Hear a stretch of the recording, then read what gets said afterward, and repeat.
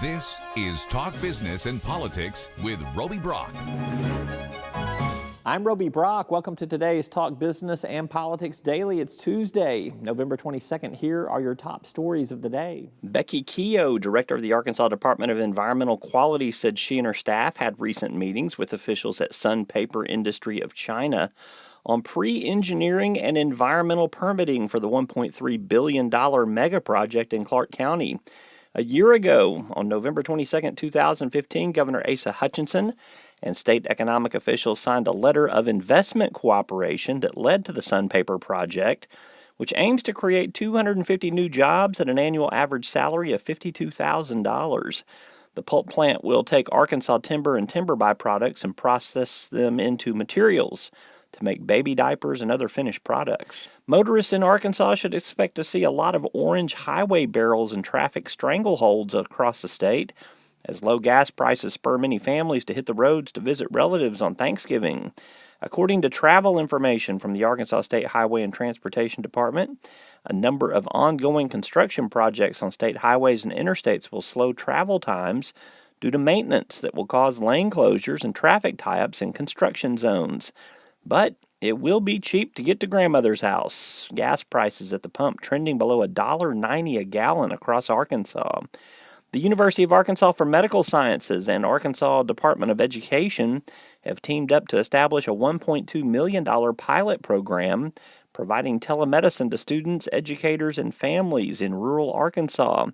The program, the School Telemedicine in Arkansas, or STAR program, will be paid for with a $1.2 million grant to the UAMS Center for Distance Health. The STAR pilot project is expected to lay the groundwork for future telemedicine services in rural schools. And those are your top stories of the day. You can keep up with these and many other headlines throughout the week at talkbusiness.net. Still to come, where do Democrats and Republicans go now that the election is over? Republicans have to govern. Democrats have to rebuild. GOP strategist Chris Caldwell and Democratic strategist Michael Cook discuss and debate. We're back with more after this. First Security is here. Only here. So that means we're here, here, and here. Even here. And definitely here. Because here is where we want to be for you. First Security Bank, only in Arkansas. Arkansas's most abundant natural resource provides the core asset for Deltic Timber Corporation. In addition to the sustainable yield stewardship of its well-stocked timberlands, Deltic adds value by integrating its efficient wood products manufacturing facilities as well as through planned development of commercial and residential real estate. Deltic Timber Corporation, creating value for a growing Arkansas.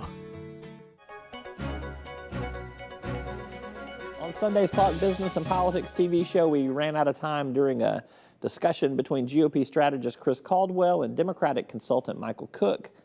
Hey, that's what web extras are for. Take a look. So we're talking about what has to happen for the Democrats to recover, for the Republicans to govern effectively.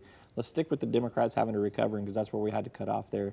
We're talking about having to really appeal to two different bases. I don't think that you can have one chairman of the Democratic Party at the national level and communicate those messages. There's not one person that can be a conduit for both of those. I think you can. Well, and first of all, I don't think who the RNC chair is or who the DNC chair is.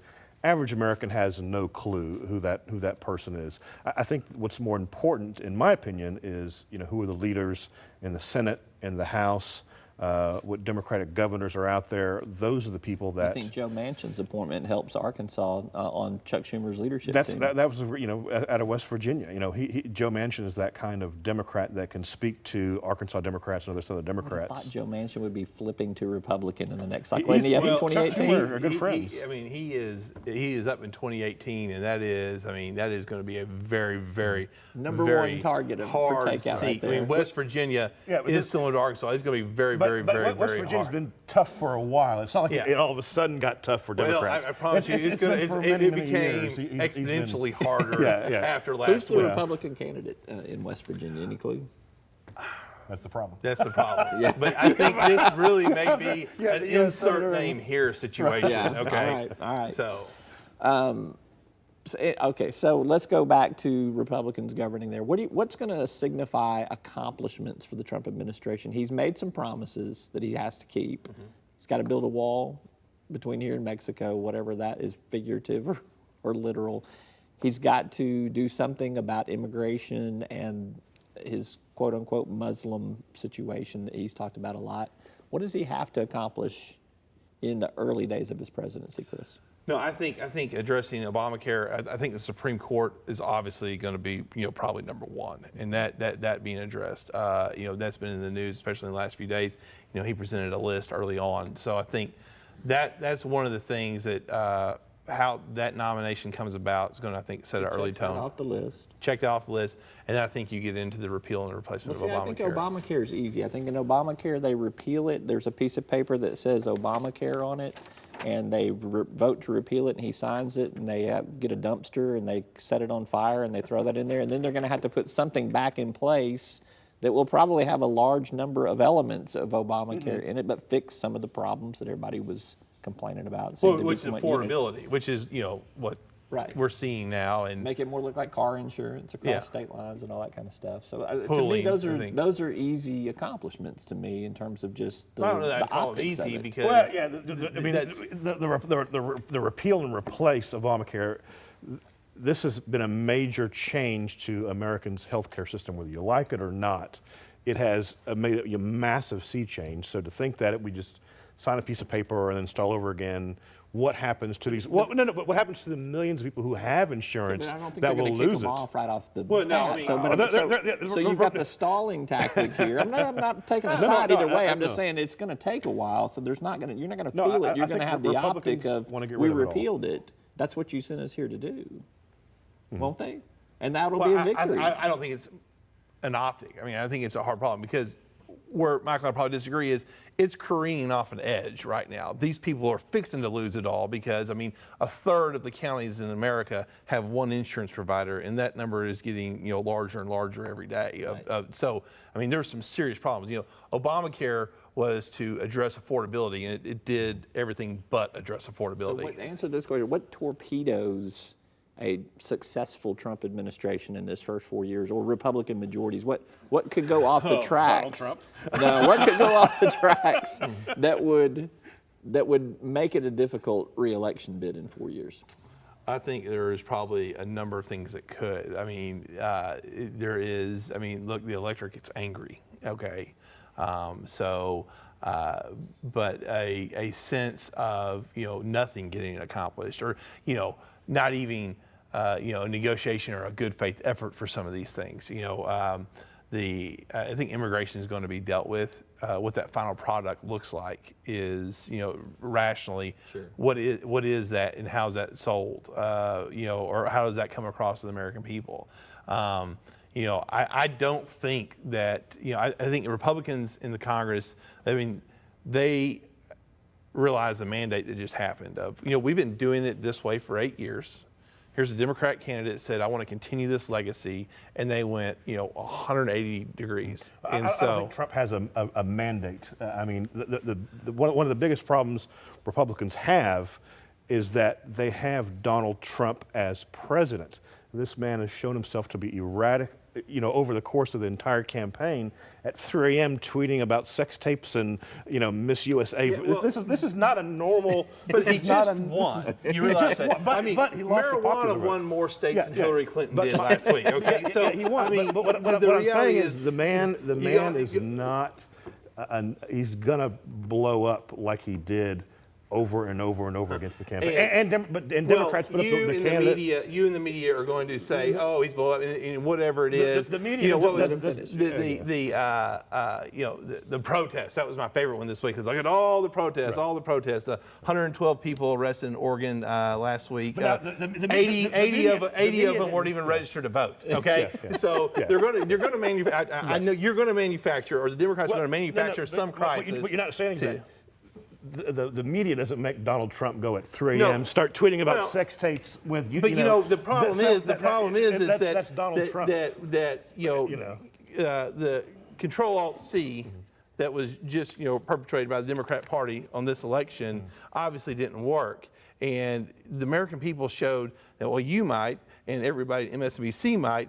They didn't care so much about the 3 o'clock. Actually, the American people showed they wanted Hillary Clinton for president. She got 1 million more votes. Y'all love to talk about vote when you lose. But you never talk Time about out, guys. Time out. All right. Time out. So Time a out. million out of 120 million. All right, So- I got this situation. We got you guys your own TV show. Yeah. All right, it's Caldwell and Cook or Cook and Caldwell. I'm going to let y'all duke it out when we get it over with.